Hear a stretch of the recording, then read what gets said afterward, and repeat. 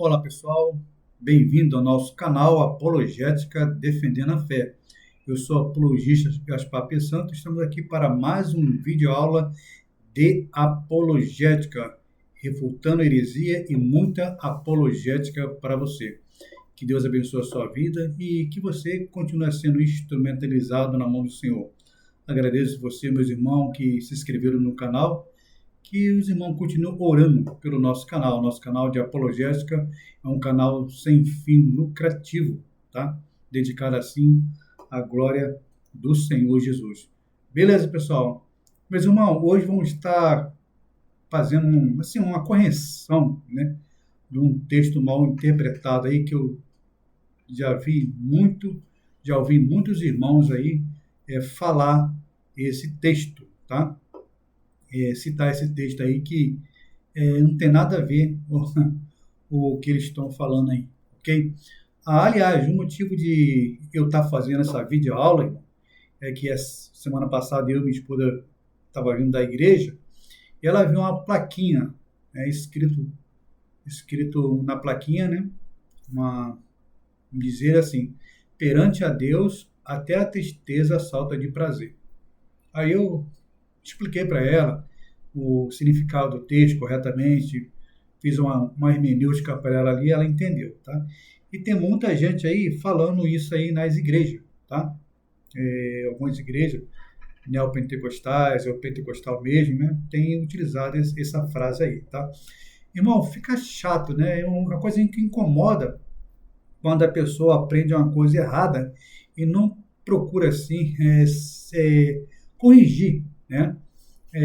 Se aquilo aí tá certo ou está errado. Não fazem como os crentes bereanos, né? Quando Paulo pregava lá, lembra, né? Eles iam lá na Bíblia lá para conferir se aquilo que Paulo pregava era uma ortodoxia ou se era uma heresia. Ok, pessoal? Então, irmão, tome cuidado com certos jargões aí, tá? Que as pessoas falam, que às vezes não tem nada a ver com a ortodoxia bíblica. Beleza, pessoal? Outra coisa também que eu vejo muito falar, essa frase, assim, né, essa semântica, né? Eu declaro, eu profetizo, eu quero ser boca de Deus. Não, essas frases heréticas não tem embasamento bíblico, não tem. A Bíblia não fala sobre isso, né? Não tem esse linguajar, tá? Na palavra do Senhor. Então, assim, se você aprender errado, você vai começar a passar isso aí errado para os seus irmãos, porque a força da oratória, ela tem poder, tá? Ela tem poder, tá? Para convencer uma pessoa. Então, irmão, quando você ouvir uma frase, tenta descobrir se aquela frase tem baseamento hermenêutico, apologético, teológico, para não sair assim, fazendo como o Rodão aí, né? O Rodão evangélico, que fala uma coisa e pensa que está bonito. Fica feio, né?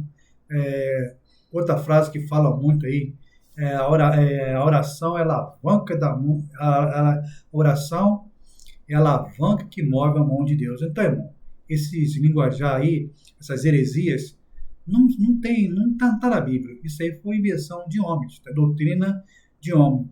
Beleza, pessoal? Então chega de moleza e vamos aprender a palavra de Deus. Eu vou ler algo aqui para os irmãos, logo depois a gente vai dar uma resposta apologética. Irmão, esse vídeo é bem rapidinho, é rapidinho mesmo, tá? É uma mini vídeo aula.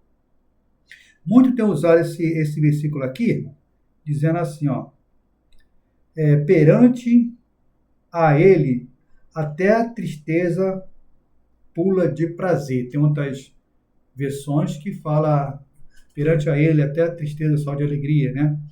Mas aqui é essa, perante a ele até a tristeza pula de prazer, tá?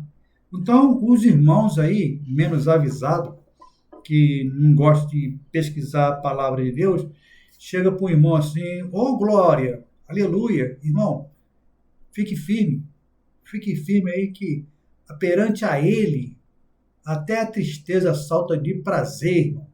Aí o irmão lá, oh, glória a Deus, tá aquele glória a Deus. Irmão, se você aprender uma coisa errada, eu sempre falo aqui, 100%, se você não for um crente beriano, 100% de chance é você espalhar essas heresias, tá? Por exemplo, é, eu- Isaías 53, para mim e para outros teólogos, né? Eu não sou teólogo, eu sou apologista, mas para mim, ali até uma falta, assim, uma má interpretação de alguns, tá? Isaías 53 não fala, tá? De cura física, não fala de cura física, né? Isaías fala, ele levou sobre si as nossas dores, né? E sobre tuas pisaduras nós fomos sarados. Isaías 53, 4. Ali, para mim, para outros teólogos reformados, né, apologista reformado, tá? Não se trata de uma cura física, mas cura espiritual da alma, né, da salvação. O texto de Isaías 53, para mim e para outros apologistas, trata de salvação, não de cura física, mas uma cura espiritual, a cura da salvação. Ali o texto trata da salvação. Mas Jesus pode curar? Claro que Jesus pode curar, tá? Jesus pode curar, tá? Mas ele não, ele pode, não é que ele tem a obrigação de curar, não. Então, bom, esse texto aí também é mal interpretado por alguns, né? Tem vários, por exemplo, outros aí, né? É, a letra mata, o espírito vivifica, né? Quando o Paulo está falando sobre a letra, está falando da Torá, irmão, tá? Da Torá ali, tá? Não está falando da Bíblia, não, tá? Outra coisa, outra foto de interpretação, tá? Isso aí é só um bônus, tá? Muitos falam que a sombra de Pedro curava ali. A Bíblia não fala que a sombra de Pedro curava coisa nenhuma. Tá? Outro fala sobre o lenço do Paulo, que alguns levavam o lenço de Paulo, chegava em casa lá, botava, curava. Né? Por isso que tem esse guru aí do Macedo aí, e o outro lá do rei, parece o rei do cangaço lá, o Valdemiro lá. Lembra quando ele foi agredido lá, o cara passou, quase arrancou a cabeça dele lá no Valdomiro, né? O cara quase arrancou a cabeça dele lá e começou a sangrar lá, ele passou aquele pano de chão lá, a toalha, vendendo a toalha de sangue para as pessoas, dando, sei lá, falando que aquela toalha ali ia curar, né? Então, tudo isso aí, irmão, você tem que fazer um ponto crítico. Você não pode sair aceitando essas coisas aí, senão você vai acabar um crente, né? O ventilador tá ligado, tá?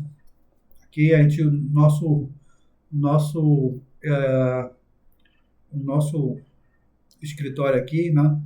Auditório aqui é bem humilde, tá? Nosso escritório aqui, nosso estúdio. Nós não temos ar-condicionado, nós temos um ventilador. Então, irmão, se você for abraçar essas heresias aí, você vai acabar caindo nos anzóis dos heréticos. Então, tá? Não sai comendo qualquer palavra que você vê aí errada, né? Analise primeiro, para depois ver se aquilo está de acordo com a hermenêutica, né? A ciência de interpretar a Bíblia, né? E outra coisa que eu falo muito para os irmãos, você tem que usar a Butantan para você ficar vacinado contra o veneno das cobras aí, né? Da lobarada, dos falsos profetas, ok? Beleza, pessoal? Fazendo esse apanhado, né? Como eu acabei de ler ali, né, eu vou ler mais uma vez para você, né? Que fala assim, né? Que perante a ele até tristeza salta de prazer. Tá. Aí os irmãos falam aí pro outro aí, né? Ó, irmão, perante a ele até tristeza salta de prazer, né? Irmão, se você ler, você vai ter uma grande decepção, tá? Se você voltar um pouquinho antes o texto, né, o contexto, porque quando você for ler a Bíblia, irmão, você tem que ler, usar algumas das ferramentas da hermenêutica, né? O texto gramatical, contextual e o pano de fundo, tá? Esses aí. Use essas ferramentas quando você for até mesmo dar um estudo bíblico, né? De apologética, tá? Ou for até mesmo ministrar um culto doméstico, use sempre as ferramentas da apologia, da hermenêutica, para você não cometer erro, melhor dizendo assim. Então, se você dá uma olhada, irmão, num contexto, né, assim, você vai ter uma grande decepção. Tá? Aí eu pergunto assim para os irmãos, né, que faz essa pergunta, que faz usa essas palavras, né, fora do contexto. Né? Tá, perante a ele, quem? Perante a ele, quem? Porque a Bíblia está falando, né? Perante a ele, até a tristeza salta de prazer. A pergunta perante a ele, quem? De quem? De Deus? Claro que não. Olha só o que o texto imediato fala, né? Fala assim, ó. Quer ver? Vou aqui. 41. Poderá tirar com anzóis a Elivatã, né? É isso mesmo, né? Poderá tirar com anzol o Elivatã, né? Ou seja, Elivatã, irmão, né? Para, para alguns especialistas em Bíblia, o Livatã, era como se fosse, era um dinossauro, né? Que a palavra dinossauro é uma palavra nova, tá? Então, o texto está falando que perante a ele, o Elivatão, o monstro, né? Até a tristeza salta de prazer. O texto não está dizendo, irmão, que é Deus, tá? O texto não está falando que é Deus, está falando que perante a ele, o próprio Deus está falando ali, né? Perante a ele. Aí, se você ler mais o texto até o final, tá lá escrito, né? Ó, poderá brincar com ele, pegar com ele como se fosse um pássaro e tal, tal, tal, tal. Então, irmão, o texto ali não está falando que perante a Deus, que é a tristeza pula de alegria, de prazer, nada disso. O texto está citando um dinossauro, tá?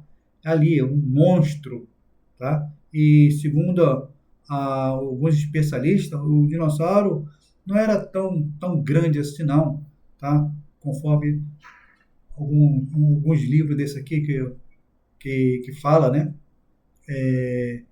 O dinossauro, irmão, era tamanho mais ou menos, o maior que tinha era o tamanho de uma girafa, não era grandão, não.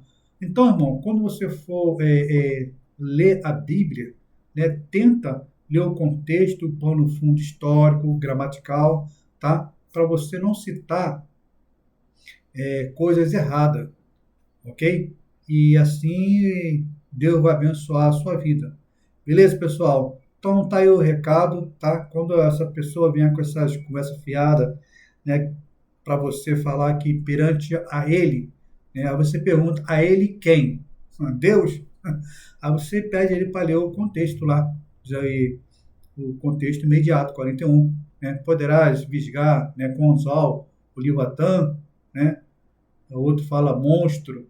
Então, irmão, tenha cuidado com certo texto, né? Fora aí do seu contexto imediato, ok? Fazendo assim, você vai crescer na graça e no conhecimento, né? Andando dentro da regra, né? A regra de Moody, que a Bíblia é o nosso padrão, né? Padrão de fé, uma régua, né? Por isso que cano é isso, tá? Então, mais uma vez, tá? O texto de Jó, por sinal, ó, o livro de Jó, segundo o especialista aí, o Jó foi o primeiro livro a ser escrito da Bíblia, tá? Então, irmão, faça isso. Analise primeiro o texto, tá? Para depois ver o contexto. Quando você for ler algo para alguém. Porque a perícope tem que estar correta, tá? Ela não pode sair fora do padrão. Ah, apologista, por que você fala isso? Porque primeiro Coríntios fala, 6,4, que não devemos ultrapassar aquilo que está escrito.